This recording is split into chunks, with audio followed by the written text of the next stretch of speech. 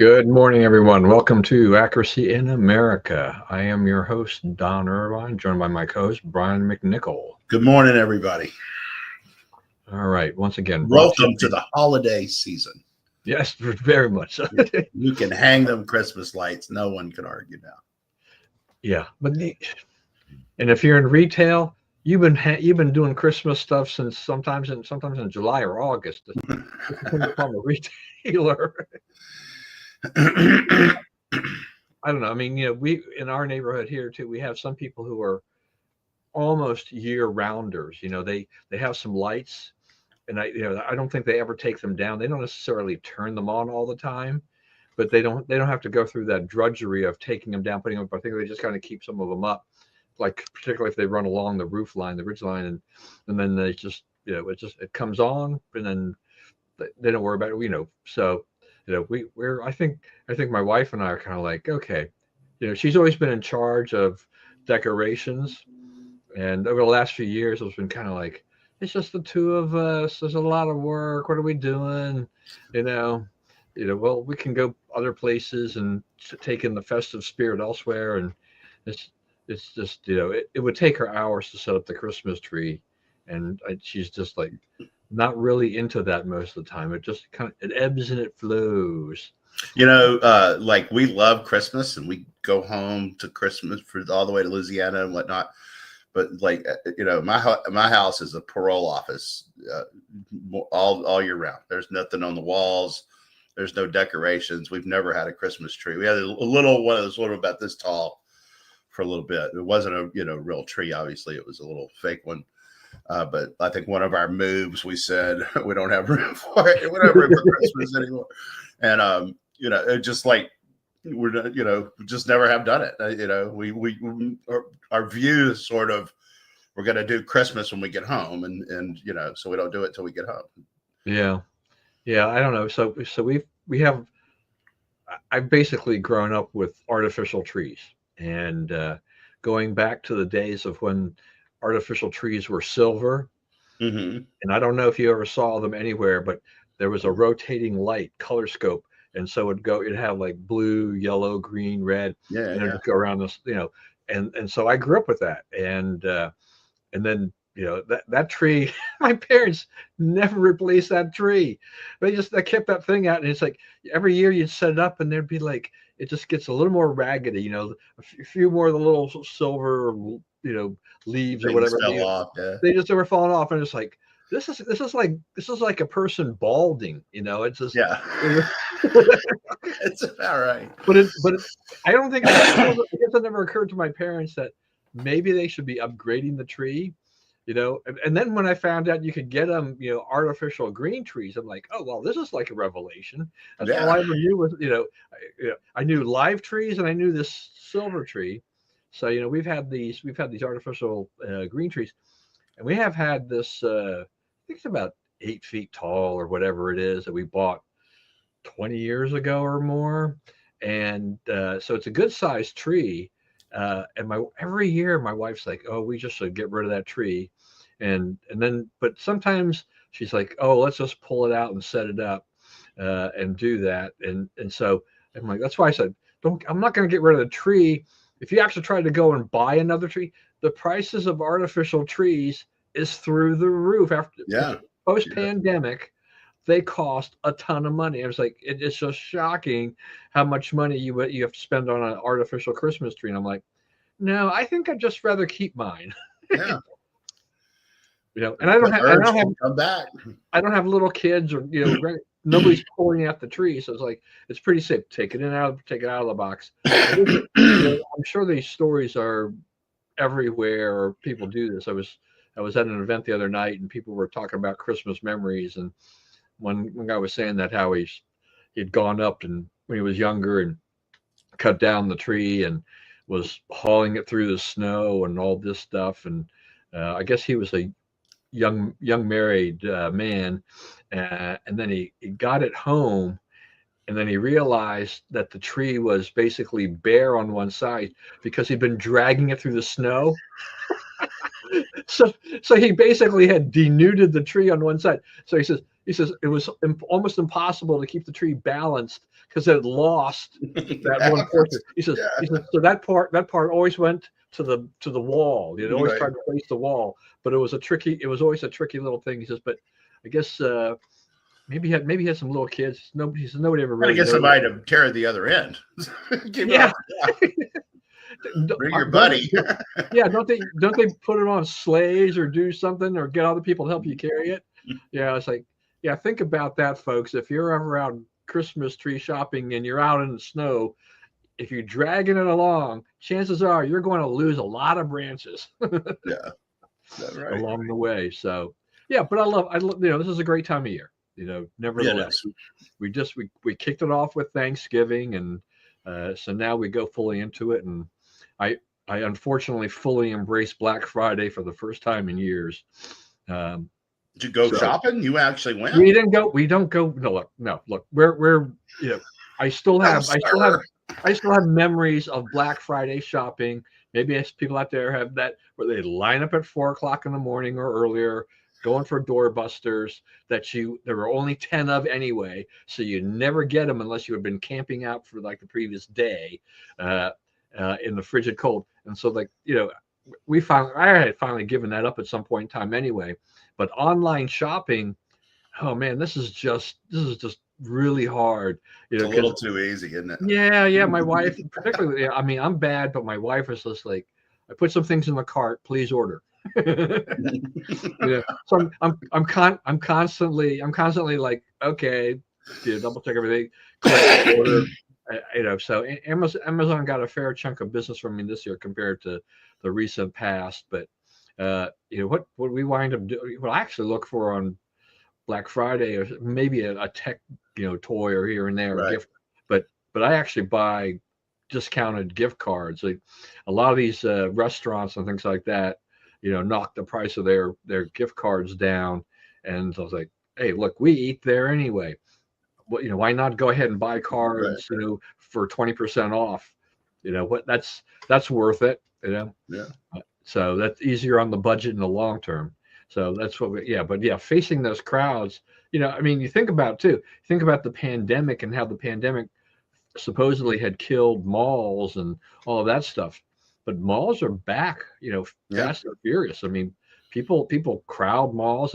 It's kind of like the old days now. Yeah. I was thinking about that the other night. I was going past Fair Oaks out in Virginia. Yeah. And it was like the traffic slowed down near the mall. Like you had to, it got jammed a little bit, not long, but a little bit. And it's like it was all mall traffic. You can't attribute it to anything else. Yeah. So, our church, the Church of Jesus Christ of Latter-day Saints, AKA the Mormons. So every year they started this a few years ago. They started this giving machine, which is basically they partner with charities around the world, and you go to this machine, which is a vending machine, and they've refined it over the years. Now I heard this year it's even more electronic, but you have things that tie in, so you can. It's kind of fun because most of the things are like $25, some maybe 50, but you're supporting a charity, so you can buy a goat, or you do these kinds of things for people in third world countries, and they go to these charities, and so what used to happen is that you go ahead and put your credit card in or whatever, and then you select the button, whatever, and there would be a little thing that would come down. Now, on purpose, it would not open. You couldn't grab it. It basically was just there for an inventory control or whatever. And then every once in a while, somebody's supposed to come by and basically refill the machine if any slots got emptied or whatever. Apparently now it's just, I don't even think they're doing that. I think they're just doing it digitally. But it's amazing how much attention that's getting. But they had one in Columbia Mall, which we went to last year. We thought, okay, we took middle of the day. There was nobody there. We bought a couple of things. This year, it's only in Tyson's Corner, and I'm like, I am not going to Tyson's Corner. I mean, I love this machine, but I am not driving from my home to Tyson's Corner. It is bad enough as it is during the day. You add Christmas season to the mix, it was like, it's game over. Yeah. I can't do it. So, we were supposed to take this trip. We were going to be broadcasting today. And so, what had happened was that my son came down with hand, foot, and mouth disease. Oh, wow. So that's a viral infection. Yeah.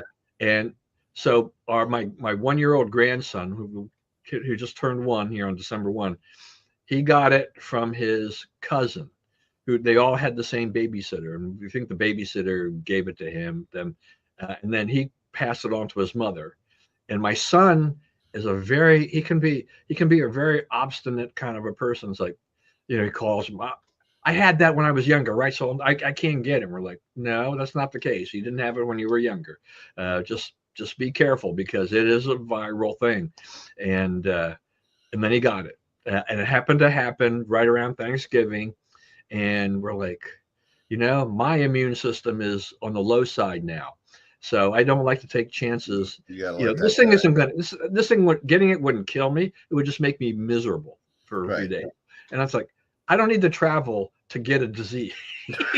Right. Yeah. Look, I'll go out there for the birthday party, even if you're still maybe slightly contagious, because I just love gathering in germs, and so it was a hard decision, because, we had made these plans. We were packing already, and we actually were prepared to go to part of Utah, was actually go to a giving machine in Utah, when it was at a local mall near my brother-in-law's house. It's like, great. Just one little thing after another, it's like, and we thought, well, we'll be on the safe side, and we'll go back to Utah at another point, because the 1-year-old, he won't know if we show up, a month or two later. And if we even have another party for him, what's he going to know at one? Right. That's right. Just give him food and he's be fine. That's right. And, he's good with a second birthday cake. Right. Exactly. Yeah. Which I'm sure he just probably eats with his hands and just does this anyway. Heck yeah. We all should. Yeah. So that kind of, you always have, every time you have a trip like that, if you cancel a trip, it's like, okay, it's like I had to hit the button to cancel the airline, but I get everything back. Then my wife had to cancel the car rental, and then I had resume my newspaper delivery, resume my mail delivery. Yeah. we canceled the parking spot I had at the Fairfield Marriott over at Dulles Airport. There's a bunch of different things I had to remember. What else did I make sure anything I had paid for or reserved, make sure I cleared the deck, so my life is at least normal until we decide to go again. Yeah. But that's what happens to you, right? One thing kind of has this little mini domino effect. All right, yeah, and it's getting colder too, right? We're seeing much colder weather, and so it's it's fine. I have some people who, I had some guy the other night with this event where he's like, he's from California. He says I've never had a Christmas below 50 degrees. I'm like, well, guess what? You're going to get this one. Yeah. Yeah, welcome to the club. Yeah, sometimes it's a little bit of a wake-up call for that. All right, the other thing too is it is not exactly an exciting National Day calendar thing. It's National Package Protection Day, or National Roof Over Your Head Day, I think it was. The package protection thing, I thought it was this is what intrigued me about this, is that it became a national day. So you have to pay. You pay and you apply to get this thing. It's basically a sponsored day. So if anybody out there has ever thought that these days are just organic, or something like that, that there's some special, they are, this is all a PR thing, there's companies. So the National Package Protection Day was established in 2016 by Ring Camera. How about that? I guess so basically what this day is it's actually the National Anti-Porch Pirate Day. Right. That's the real thing that goes on here. It must be a big problem. Have you seen the videos they're starting to have? I guess people have these like paint, powder bombs in them. You pick up the package and it goes. It puts really? Powder all over. It's pretty funny. They all get mad. They start cussing at the house that they're trying to steal from. What are you doing? It's like keeping you off. I'm going to sue you because Yeah, you did this to me after I tried to steal your package. yeah. I mean, they're just offended that somebody would like try to stop them from stealing the package. Yeah, no, see, this world is so upside down, Brian. I don't understand That's it. You know, some entitled stuff there, man. I'm just gonna yeah, say, you're interrupting my theft. yeah. Anyway, and people who are porch pirates, they just do it. I mean, there's there you know they don't think anything about it. They don't think what they're doing and what the reverberations are, for the people, that they're stealing the packages from. That's I right. think they probably think, oh yeah, well no, Amazon will replace it. Well, not necessarily. I don't think Amazon cannot be held liable once the package is delivered. Just that would just cost them millions and millions of dollars, and that makes no sense. It's like if you're going to have a package delivered, try to Well, figure it's out. like, the other thing is like, so sort of the implied of this is Amazon's rich. They can handle it. Okay. Right. Well, but Amazon is employing, hundreds of thousands of people all over the country. Right. And the reason that they're able to do that is because they're not rich. They don't operate as rich. They operate on very, it's a lot of products moved at a very small margin. So when you start taking the margin out, it doesn't take long for it to become unprofitable, and all those people lose their jobs. So I mean, you don't have any more have a right to steal from Amazon than you do from you and me. Right. It's like just because you see them as this big corporation doesn't justify stealing from Right, and that's the same thing. I mean, this is the thing that happens with the self checkout, theft kind of thing. People, self checkout, which I've used a number of times in places, and for me it's convenient. But I understand, when they start pulling them out after they've tried it, because too many people have stolen too much stuff from the Targets and the WalMarts and the Costco's or whatever, because Man, they I'll all. tell you what, if they run the self checkout out of business, Brian is not going to be upset. Yeah, I know you're not on the bandwagon for this at all. You've made that very clear before, and I have other friends who are very much, like that. They don't like that at all. I like it. But not by stealing them into Yeah, penury. no, That's but I not mean, what I'm for. I like it because if I've got 3 items, I don't want to be standing in line between 5 people with 25 to 30 items. Okay, Right. I got you. I got you. That's the only thing is, I like to be able to whiz in and whiz out because I'm only using self checkout for 10 items or less or whatever it is. So, it's and that speeds up the other lines, in general. But but people, that's the same thing though. People think, okay, these corporations are big and rich. They won't miss, it won't matter if we steal a box of diapers and some other things, but shrink like that adds up. And who pays for it? You, me, and everybody else, because in order to maintain their margins and stuff like that, the prices, they have, that's a part, the cost of doing business that is factored into the prices. You want to help, kind of keep prices stabilized to a certain extent. Stop stealing stuff. Yeah, that's right. Quit stealing stuff from these people. And then with Amazon, they do huge volumes and they make a lot of money off of package, whatever they sell. Not as much. They don't sell as many books probably as they used to. They just, they sell tons of everything, but it's their cloud service that makes them the most money. This is where the money is. That's growth area from them. The other stuff they sell is kind of a peripheral thing. I mean, they have Amazon Prime. You can get the video stuff and all this stuff. They're smart about the marketing. They don't have to make money off of certain things so they can juice other things. Right. And overall, they're an extremely profitable company.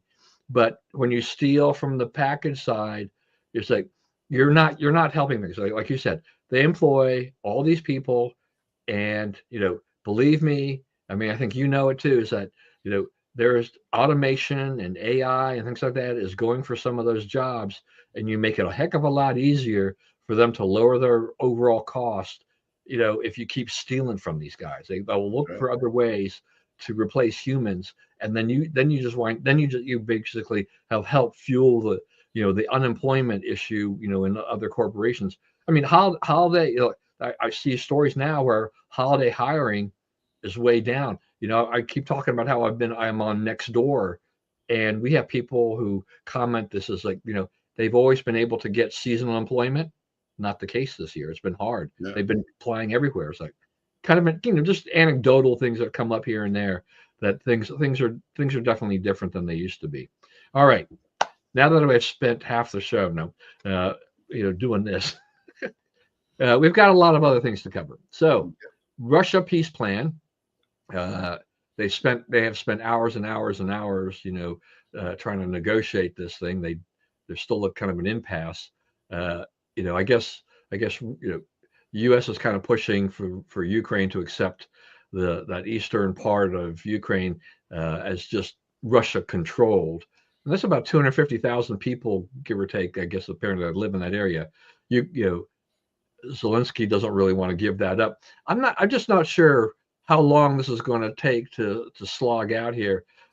How much leverage, Ukraine has in this. It seems that Trump continues to listen to Putin, or at least Russia, in an effort he wants to have this thing cleared off his desk and move on. And it's probably, I think he's, as we said before, he's getting weary of the whole situation. Yeah, I think he is getting weary of the whole situation. I think that the basic facts are, it's like if you're going to push Russia out of that, what's it about 200 miles into Ukraine, right? The east, or you're going to basically move the eastern border of Ukraine 200 miles to the west, smalling down your Ukraine by 200 miles of mud, basically, and the poorest part of the country and so forth. But there's some of it is even land that the Russians don't control right now. I mean, most of this is territory the Russians control. So if you say you're going to kick them out, that means you got to kick them out. You got to uproot them, right? Which is going to take a lot more men and material than anyone has been ready to commit to this yet. And probably in the near and long term, for that matter, to do it. Okay.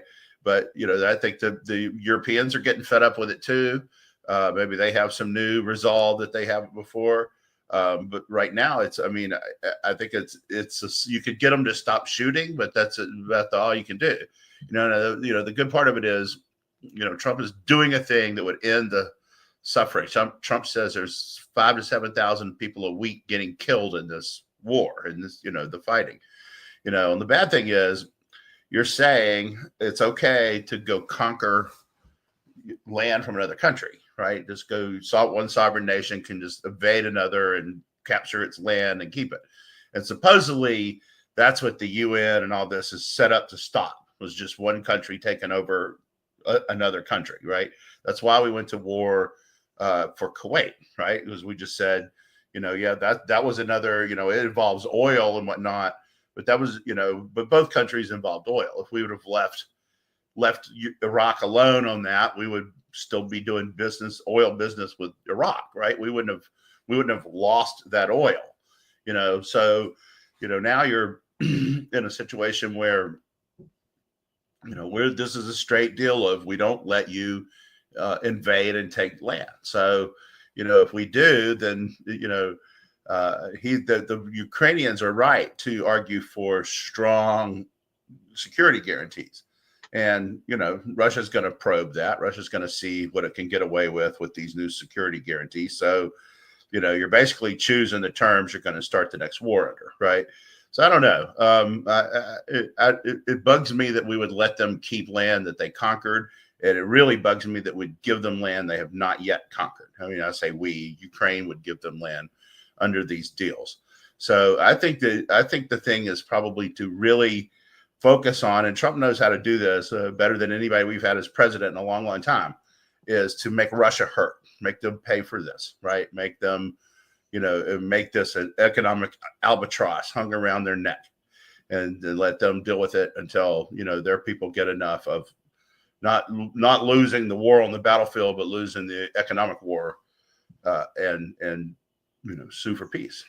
Yeah. I mean, if you get China and India to quit buying the oil, that would make a big difference. Yeah, that's right. India getting it and selling it to others too. Right. Yeah. But yeah, so Russia keeps getting propped up in that way. But there's been economic and human harm on both sides of this, and you kind Yeah. of wonder. I mean, we're we're less than 3 months away from the 4-year anniversary of this. Yeah. So there's been a very high cost to this war. As we've said before, I mean, the resiliency of Ukraine has been, just amazing. I never would have foreseen this at all with this, but yeah, something I get. But I guess I've also seen articles or stories pop up where, as a result of this last proposal that was put forth, that some of these European countries are basically looking at bulking up their defense because they're Yeah. concerned.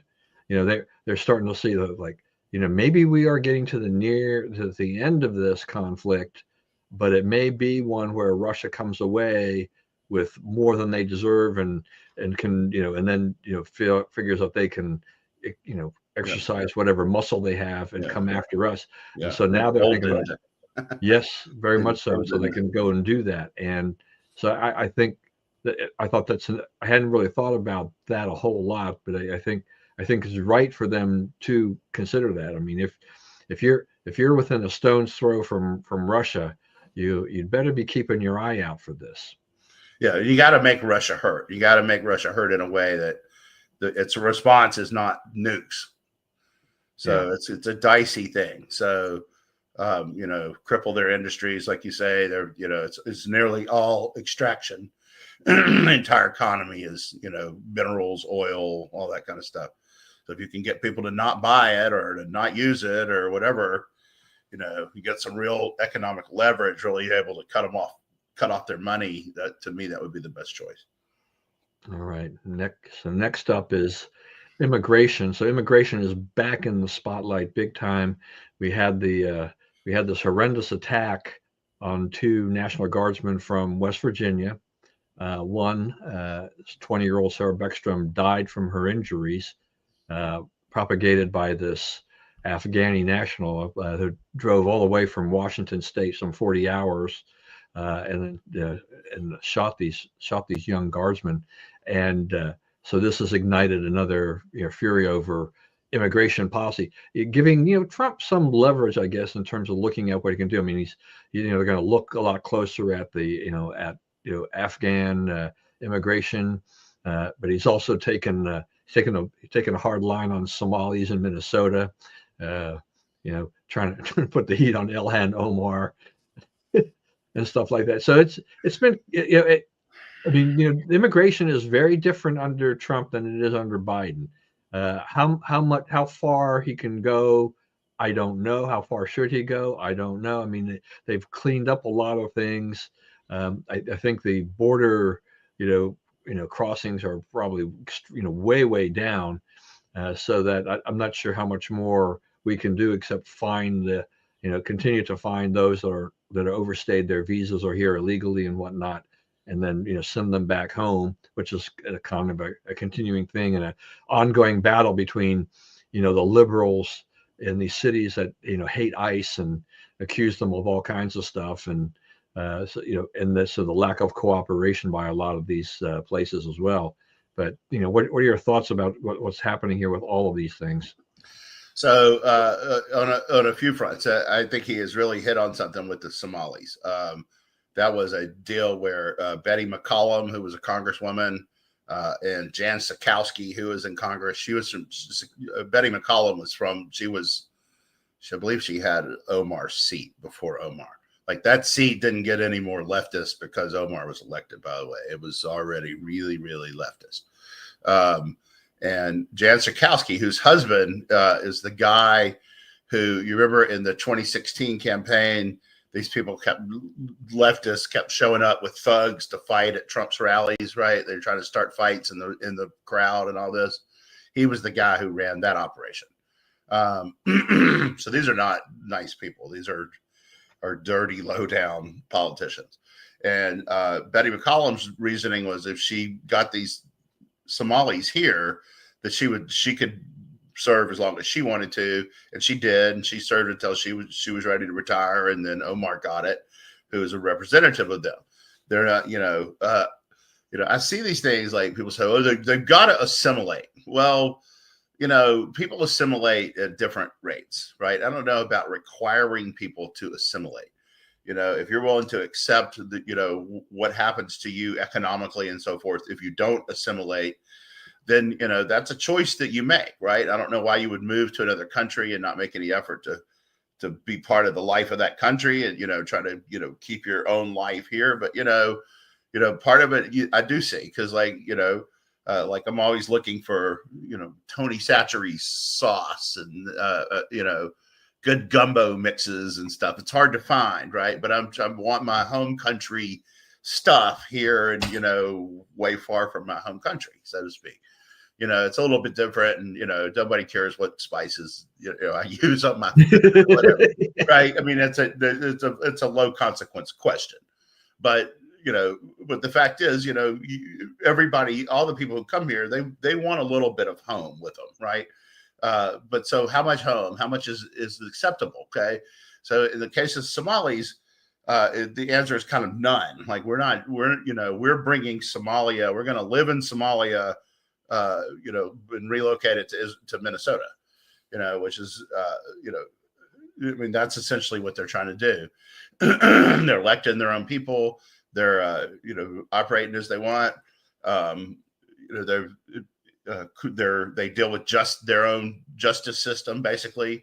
And we got to decide as a country, are we going to let little countries operate within our country, and, you have the colony in Texas, you have 120,000 people, most of whom are here illegally. They're living in this big tract of land north of Houston, and they basically have no law enforcement. They deal with their own stuff, and, the people just let them be. So, it's like how far does the government writ go? I mean, that's getting challenged on all kinds of fronts. It's the same as, the seditious six statement, where they're telling these Democrat politicians are telling soldiers not to follow orders, or to question all the orders, and whether they're legal and whatnot. You can't have the military operating like that. So it's like, how, what is the power of the federal government? Where does it start? Where does it end?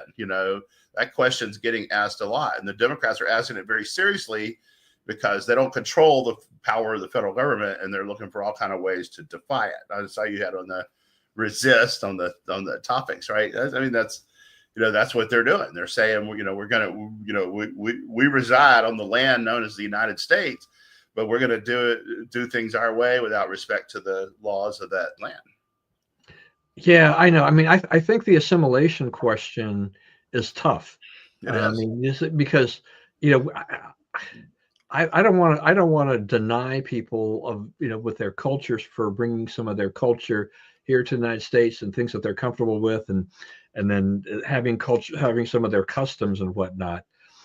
To me, where I struggle is just kind of, I think what you're alluding to is how much of this do we allow, where it starts to grow beyond, say, the cultural things, the food, the gathering of people, going to church or whatever, right, community gatherings and stuff like that. It's what virtue do we allow it or not allow it at all, right? Right. I mean, what's the power? What gives us the power to say where do they go to church, and how much do they, what's the law that allows us to do that? I mean, it's murk throughout this issue. It's right. Oh yeah. There's no doubt. My concern is that will do the communities grow so large that that they start to say, we are going to be basically, like you're kind of saying, their own country within our countries. Like, no, this is the United States of America. Right. Yeah. Right. Okay. So So that I think that raises an interesting point. Maybe the borderline is, when you start imposing whatever you brought here on our people. Like, for instance, not everyone, there's probably some Republicans in Ilhan Omar's district. It's not just all Somalians. Right. So, I mean, there's probably not many. It's in, inner city Minneapolis, which is Minneapolis is a liberal city. Minnesota is a left of center state. but the answer is not zero. There's some Republicans there. So, if you just say, okay, you now live in, Somalia North, right? No, they don't, right? They live in the United States and they have to be protected, they have their property and rights protected the same as anybody else who lives in the United States, right? Because you're grafting something on to us. You're not, you didn't take over a country here. You're living in a country that had laws before you came, and you're obligated to follow those laws. So, it's a tricky question, but you don't get to tell, you don't get anything beyond democratic rights. You win elections, your leaders are in charge, over those people, those Republicans in Ilhan Omar's district. Well, I mean, I think back upon the early, stages of America with people coming through Ellis Island, and they're coming from all over, and we didn't take away their culture. The Italians, the Poles, whatever. They came in, Germans, and and there are communities across America where these communities thrive, right? Yeah. And they run for office. They're Americans. They get American citizenship, and they do this, and they're good law-abiding American citizens. They have, maybe you wind up with, you run for office and you find you're going to get, 5 Italians on your city council. Well, so, okay, everybody voted. There's a free and fair election. That's fine. And then, but it's just the things have just changed, I think, over the years, where because of illegal immigration in particular, you just have these amalgamations of groups that are like, they have no loyalty or fealty to the United States. They're not U.S. citizens, so they didn't say, I'm going to uphold the Constitution of the United States, and so there's so many issues. As you said, it's murky all the way through. It's there's probably no easy answer on this as a result, but I'm just kind of you just kind of keep that watchful eye. I mean, look at Great Britain. I mean, they've had they've had a lot of Muslims move into to the UK, and they really didn't do anything about it, and it's grown to be a huge problem. There's a lot of radicalized Muslims in Great Britain as a result of lax immigration policy and things like that in Great Britain, and it's like you're trying to get rid of them. You try to get rid of them now. Oh, good luck with that. Right, and nothing done to assimilate them. It was pretty much, bring your culture, and we'll just be what you are. Right, and they wind up living, in what So housing out there, they're called estates, apartment complexes and things like that. They use that terminology. So a lot of these people wind up in these estates, these places where it's some of the worst of the worst. And so you bring these people come over, and then they bring they have a lot of them have large families, and not hard to radicalize people who live in basically slums. They don't, job prospects are low. The government doesn't really do anything to help them get on their feet and become independent and do that. And they just, the sentiment towards the government, that how we hate it, how, something just grows and grows and grows. And young people are very, impressionable. And so you just, they've just had this powder keg of things going on over there. And it's just something you say, you have to watch out how you handle this. And, the UK has not handled theirs well at all. We've done better, but I mean, we can always do better. We haven't done great, No, we haven't done great, but we're better than they are. And that looks strong, right? The way that they are, they're overthrowing the existing way of being, right? And it draws a lot of young people. It's like one of the things, Trump's approval ratings have fallen a little bit. They're not as, you see these, they're 31%. They're not 31%. They're mid to high 40s. But they're falling, and part of it is because young people don't like his Israel policy. They think that he's too pro-Israel. Well, I mean, Israel is, our most valuable ally now. I mean, it's not even close, and much more valuable than the Five Eyes and all that kind of stuff. But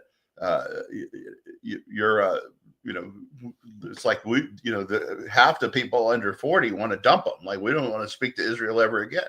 I mean, that's nuts, and it's not going to happen. And no matter who gets elected president, they're good. It's like, Walter Mondale said, he goes, you come in with all these plans of all these things you're going to do. He said, and then when you get elected, they give you what they call the briefing, where they tell you who has what cards all over the world. And then you say, okay, most of what I wanted to do, I can't do. Right. It clearly is not going to work. So, that's what happens here is like, whoever becomes president, they get the briefing, they're going to say, okay, I'm going to figure out a way to deal with Israel because, we can't do it without them. Yep. All right. We'll go to a special election that occurred. So Matt Van Epps managed to keep the Mark Green seat, the Republican seat. The polls that they were throwing out there had shown this to be a very, very close race. It turned out to be not so close, but it was closer than what Green did, 2 years prior over the last previous election. And Trump won. I mean, Green had 21 points, and Trump won it by like 22 points or something like that. So, and Van Epps comes away with a 9% victory over a loony lefty. I mean, you listen to her and it's like, is this the AOC of the South or something? It's like, she's crazy. Yeah, but she had a ton of money behind her. And all these special elections, everybody gets all weird. 22 all the way down to 9. Oh no.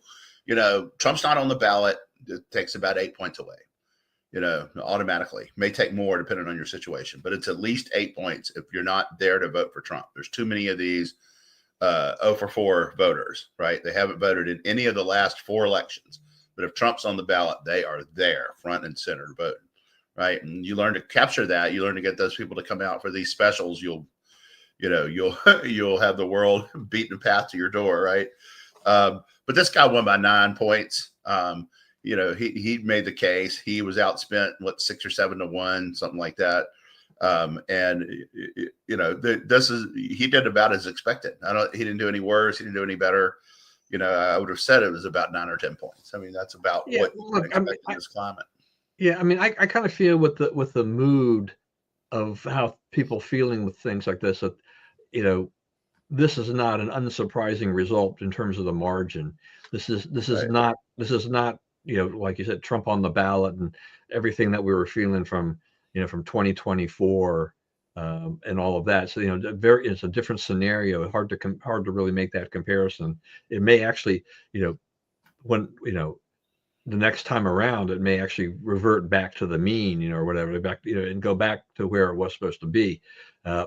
Democrats, they're pouring a lot of money into this. They're trying to use the affordability, crisis and things like that.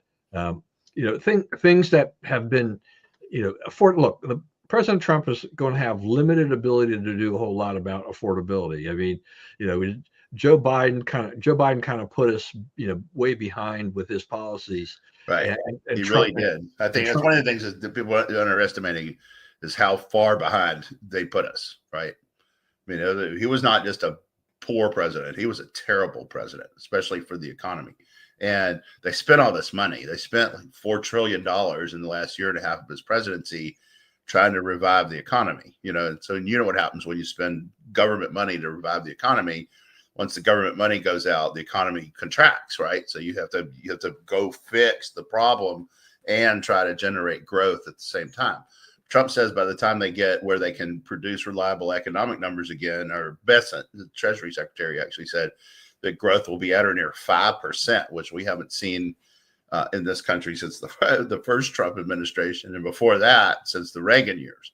So you'll have 5% growth. You already have wages climbing at about twice the rate of inflation. Inflation, they say, is at 2.7%. I saw somebody else had it at 3%, but the government says it's at 2.7%. He says, Bessent said that would be 2.4 by the time they could get some stats out. I think if they could really do this with those kind of stats, I don't know what they're waiting on, but anyway, I think it's on the upturn. You can see the price of gas going down, and that really uplifts everything, right? If transportation costs go down, they're not even, it's like we talked about inflation. you're slowing the rate of growth, right? That's kind of the best you can hope for, right? There's always going to be some inflation. You don't even really want zero inflation, right? That's not even desirable. So you always have a little inflation, and you now have a chance, but you're having wages are growing faster, jobs are getting produced, factories are opening, there's foreign investments pouring in. They're right about all that. This is 1981. The first year after Reagan was elected, you had to fix all the damage Carter did. It was 24% interest rates. Everybody, turn your thermostat up, drive 55, gas lines. Just really the country in terrible, terrible shape. And so it does take a little while to revive it, to fix it. And I think that, I think they're on schedule to be about where Reagan was and get it fixed by the first quarter of next year, which would be pretty good timing considering you got midterms coming up. Yeah, I'll wait and see about that 5%. I mean, we'll see if they can achieve that number, that'll be great. He says it's already over 4. Yeah, so it's those numbers are hard to achieve, but they can be had. Inflation is just going to be, it's going to be a lingering issue, but just not to the degree it was under the Biden administration. I mean, I think, we're just with everything that has happened post COVID and with Biden spending just way too much money, with everything that, trying to get that number back down is just become very, very hard to do. But look, if we can get down, to that 2.5% level or just below, we can live with that.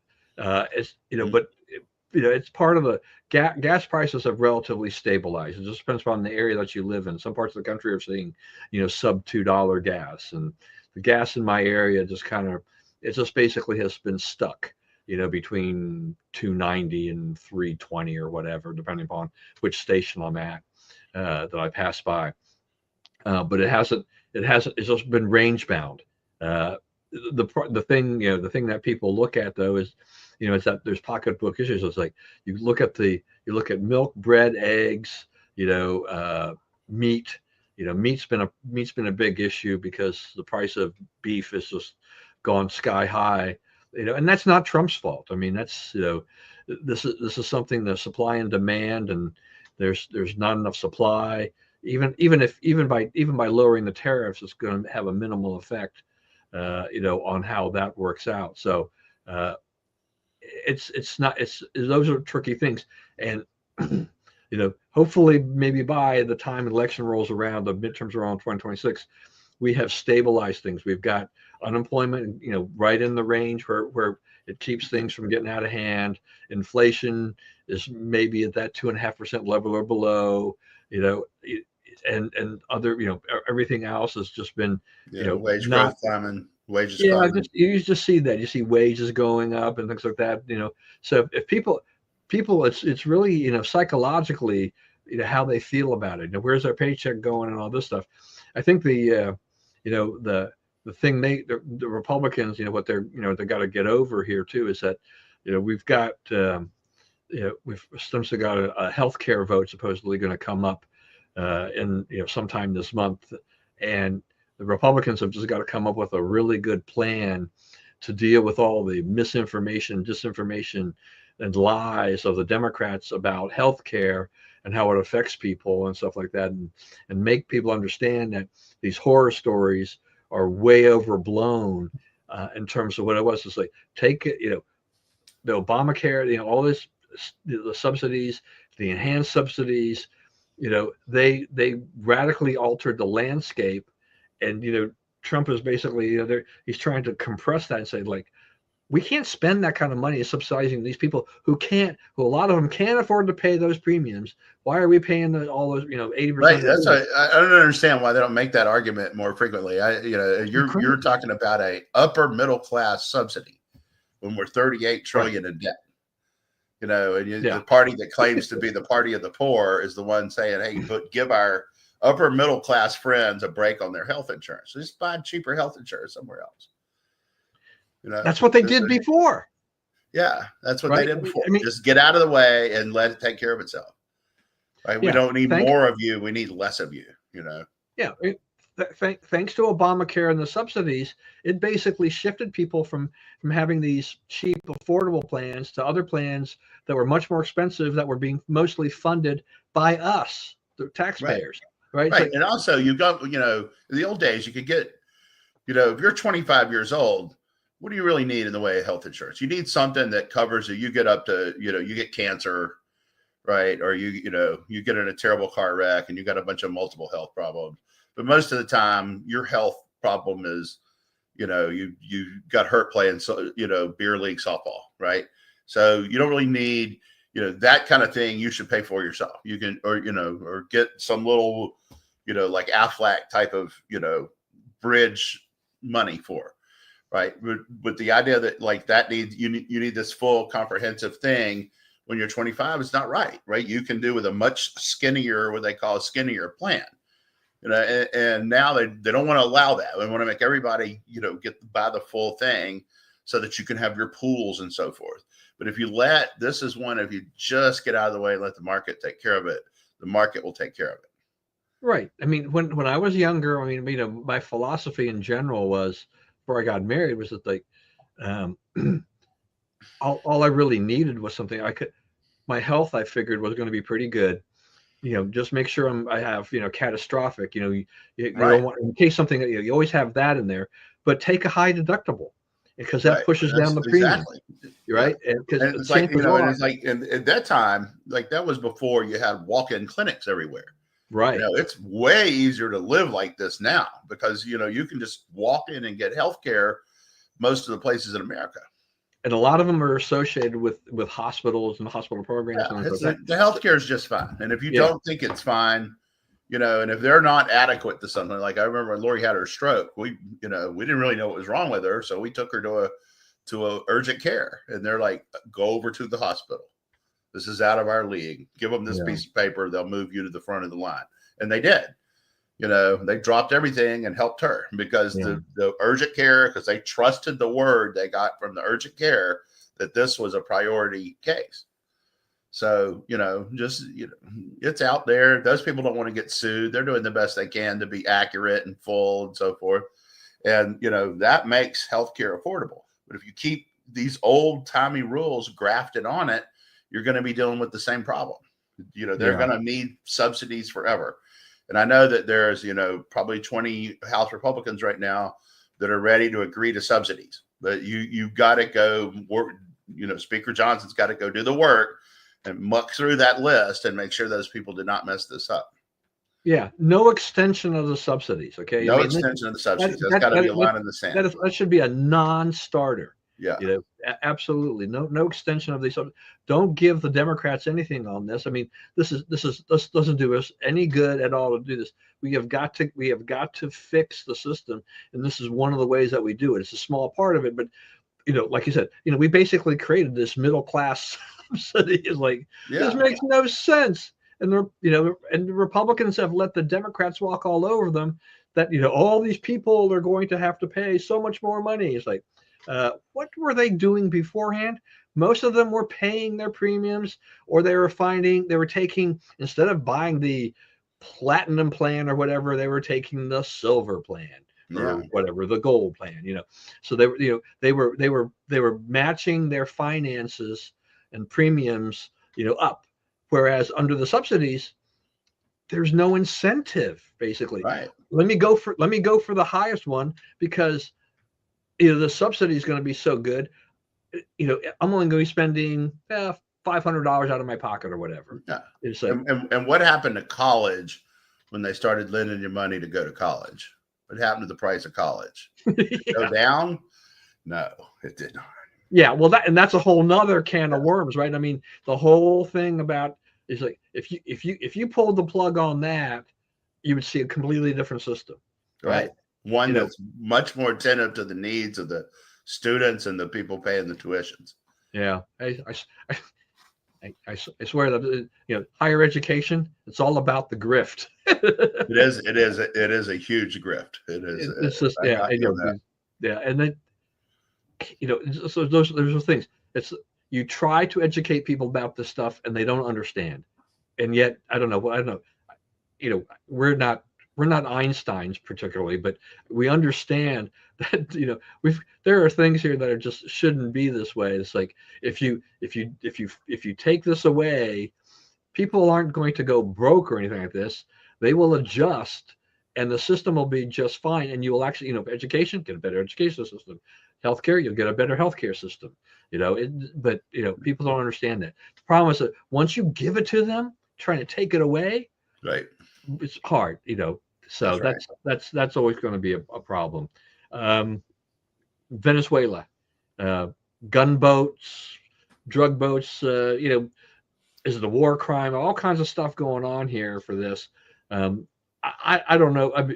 Look, I'm not sure that every single boat is a drug boat. I think they found that about a third of them, or 27% of them, have been supply boats or whatever. But still, look, to me, one of the things is like, if you're drug runners, don't even try this.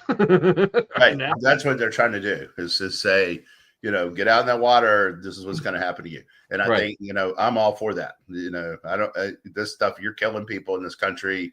You have whole cities where you can't go into the city because, there's all these people, tripping out on drugs and so forth. And, it's easy to get that misery reduced sharply, right, by just doing a little work on the other end. And I think Trump has got them backed into another 80-20 issue where they're defending drug trafficking, they're defending bringing fentanyl and cocaine into the U.S. There was no one survived. This thing about the second strike, no one survived the first strike. They didn't kill anybody with the second strike, and even if they did, so what, right? It's war. Like Obama. His thing was to bomb funerals, right? There'd be a funeral of some leader, of Hamas of ISIS, ISIL, or whoever he was fighting that day. And they would go bomb the funeral. And then they would bomb it a few minutes later, because that's when all the people who cared about those people came to check it out, to see if they were really dead and what was really going on. And so you'd get all them too. So, that was deliberately waiting for more victims to strike, right? And no one said anything about that, and they shouldn't, right? That's what fighting wars is all about. We're trying to kill the enemy, right? And what Trump has declared is that Venezuela is attacking us, that they have gone to war with us by by cheating on our elections and sending over these drugs, setting up this drug cartel that operates throughout the Caribbean. It was like, well, the drugs don't really come from Venezuela. They come at the direction of the leadership of the Venezuelan government. And, if these leftists can prove that I'm wrong about that statement, step right up. But none of them have. None of them have even tried, because they know that the intelligence Trump has on this is right. It's put a lot of heat on Maduro, so it's kind of exactly, and that's what we're trying to do. I think Trump has told Maduro he has until Friday to find another place to live and find another country. Yeah, he's offered some places he could go where he'd say, "You go there, we won't bug you, but get out of Venezuela. You're not in charge anymore." Yeah, and then he has till Friday to make a decision. Well, that would do a lot to be able to get started on fixing the corruption in Venezuela. Yeah, and the corruption, they all the like Smartmatic machines were controlled out of Venezuela. Like, they want to get to the bottom of the election, of the election fraud. They want to stop that once and for all. All right, we're going to round this stuff up here with some last minute subjects here, the final topics. White House has launched a media bias tracker. I think this is hilarious. I just for the two of us who are in the media bias, criticism. Yeah, I've been in that business our whole lives. It's like, I hope it's not going to put you out of a job, because I told David Bozell that you should call him and offer to help. Yeah, absolutely. Because this White House things, it's like, how's this going to go? For the first 2 weeks, they're going to have a lot of copy, a lot of examples, things they've been storing up for years of media bias. But media bias is a story you cover in real time, right? As we know, it's like, I always laugh, like at the, strategic plan time rolls around. We're in that right now. Everybody's, doing their strategic plan. Our strategic plan is to find media bias and report on it. What media bias, whatever comes up, right? We don't know. We don't know what the stories are going to be. I mean, you can you can plan some project, and you can say we're going to prioritize some things over others, but it's mainly you're waiting on the news, right, to drive the event. So, to me, it's like, just help them do it, right? Because they'll lose enthusiasm for it, and the people who who will be doing it, they're not going to be as good at doing it as like either you or me would be doing it, right? Just because we've done it for our whole lives, we understand what it is you're looking for, So that's what I think that, I'm glad they're doing it. I think they're perfectly justified in doing it, especially the way that they've been treated by the media. And, punch back, put them on trial, because so much of what they say is like this whole thing about the second strike and, Hegseth yelling, kill, kill, kill, and all this stuff. And, the New York Times has come along and said the Washington Post made all that up. So when you have the New York Times drubbing the Washington Post over media bias, I mean, there's definitely a story there to be covered, and I don't blame them for covering it. Yeah. I mean, the White House is more likely, to have kind of policy wonks and interns and whatever doing this, people without a lot of experience. Right. It's going to be some 24-year-old kid who's, doesn't know what they're doing. Right. Yeah. I mean, and for MRC, I mean, you don't necessarily need the credit. You can just feed them stuff, and they can put that out, and you'll know it's yours anyway, right? Yeah. I mean, you'll get wider exposure if you can get those stories out via the White House. That's right. At some point, you're going to hit an MRC link when you're going to read about that. Absolutely. All right, Governor Tim Walz. Man, we dodged a bullet with this guy. Yeah. $1 billion in welfare fraud in Minnesota, and his excuse says, well, we were too well governed. The thing is that might have been it. The Washington Post ran an editorial about this, right? Yeah. It's like, okay. So the Washington Post is criticizing Tim Walz. It's like, they're kind of like you got to give me a break here. It's like, how can you say this? Yeah, you're right. We dodged a bullet with those people. Imagine like having voted for him and Kamala Harris. Yeah, exactly. You didn't really think about this, did you? But this guy that's like he's off his rocker, and that's what happens when you go full blue. There's no checks and balances in Minnesota. It's just like however extreme they want to get, there's no real breaks. So it's interesting to watch like how far they end up going and what rat holes they go down. And, and I was just saying, these people, they're operating autonomously. And the easiest thing to do if you're Tim Walz is probably to just give them a big stack of money and let them work it out amongst themselves. And that's what he did. Now, if you're a taxpayer in Minnesota, you're like, no, why do we have to give them a big stack? What about being Somalian earns you a big stack over, being, me? You know what I mean? So I don't know. I don't know about that. I think the Post said it was 86 individuals. Yeah. $1 billion. Yeah. Over $1 billion. 86 people. That's pretty good. Yeah. And I think the Daily Signal was reporting that the whistleblowers, they had their X account suspended. Yeah, too. It's like, right. It's like, oh, this is so wrong. And Walz, you're the governor. Okay, look, it's bad. Take the hit and tell people you're going to fix this. You're going to take immediate action. You're going to fix this. You don't tell people it's because you were so well governed. That's why this happened. I mean, this makes absolutely no sense at all. I mean, that's right. But the thing you said in there is true. The accounts were suspended by X. Elon Musk saves free speech when he bought X. There's no doubt about it. Like, very few people have done more for America than he did by taking that one action. But they're not done, right? The process of converting X from a dungeon of censorship, policed by mad liberals to ultimate freedom of speech is it's a work in progress. There's still stuff there to fix. Yeah, I will say this: when you bring it to his attention, you usually get some action. He usually says, "Oh, I hear you. I'll go see what's up here." But it's not fixed. There's still people on the inside uh, of X doing the wrong things. yeah, it's not perfect. It Yeah. will take some more time before before we see better results than this anyway. All right, in your backyard, the Virginia GOP has got some issues. I guess the chairman resigned, Yeah. and there were calls for others to be forced out as well. I Right. assume that I assume this is as a result of the Spanberger, the whole sweep there that they had in this last election. I don't know. I mean, Virginia politics better than I do, living there. It's not the first time they've had some issues. Like other states have gone through this as well. But do you have anything?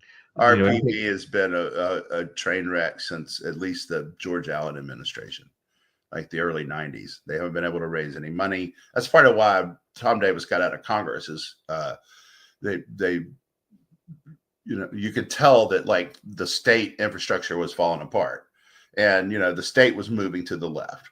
And so what you'd have needed a real efficient battleship to head that off, and we went the other way, right? We got way worse in organization and so forth.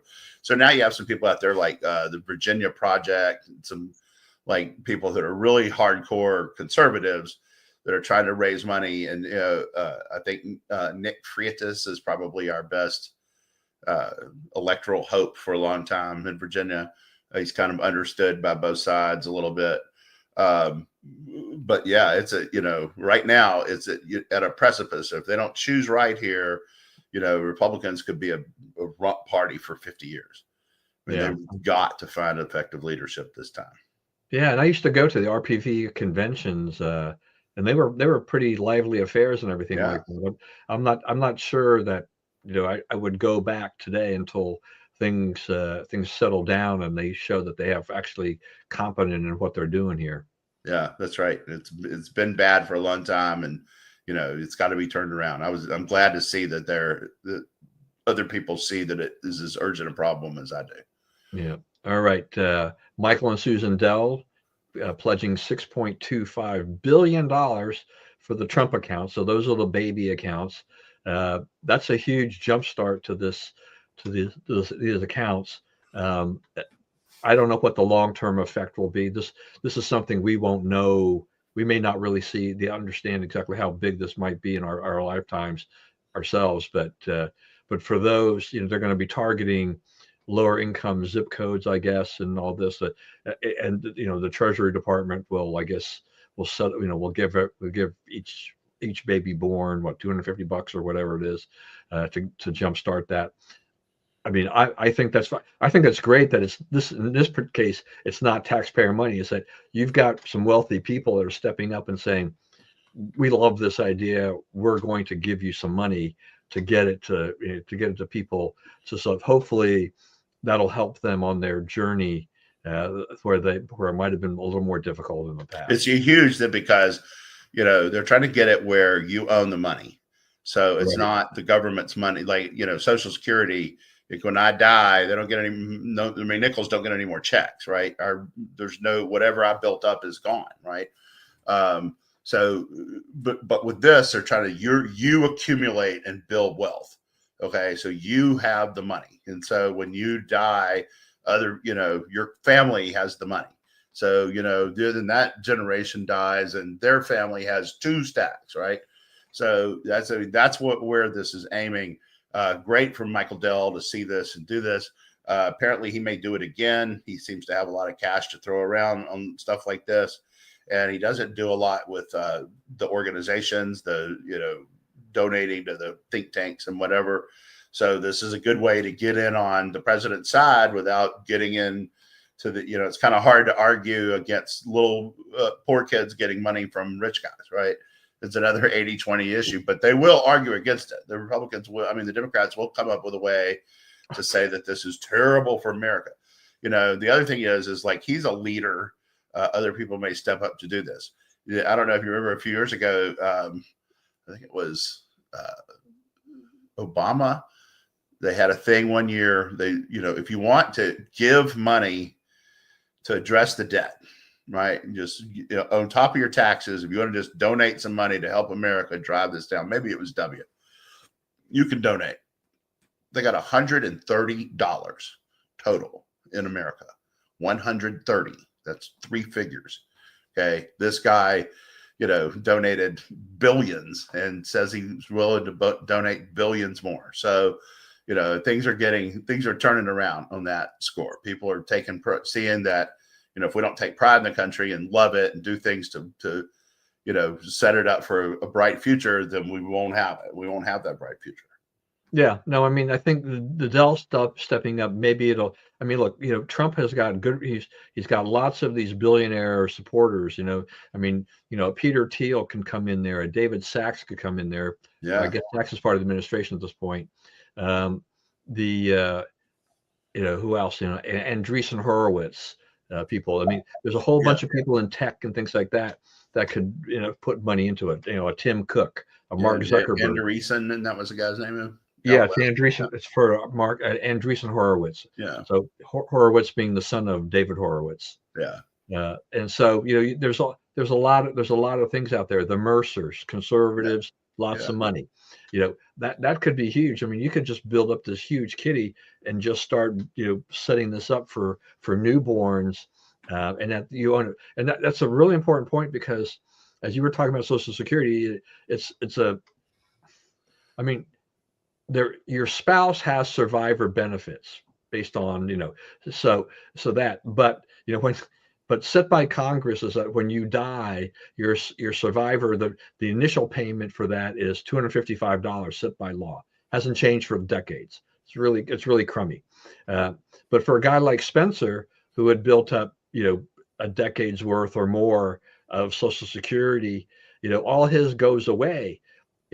If he had control over that, his widow would have had control.